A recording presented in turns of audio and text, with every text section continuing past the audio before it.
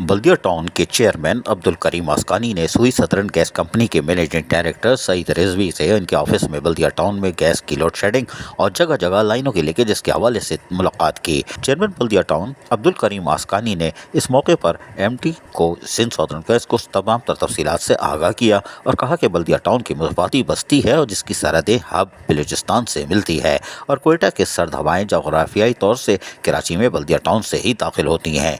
ये कदम पर है।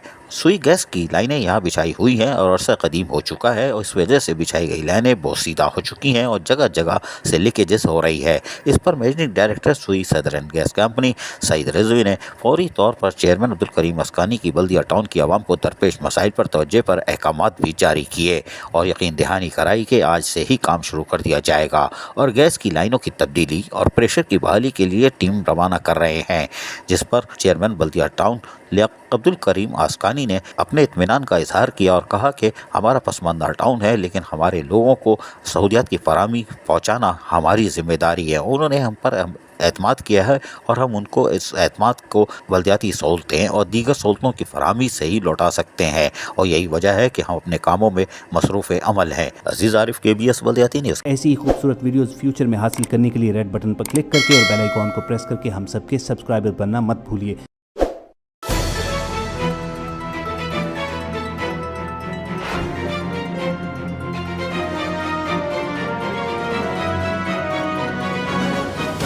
KBS बल्दियाती न्यूज़।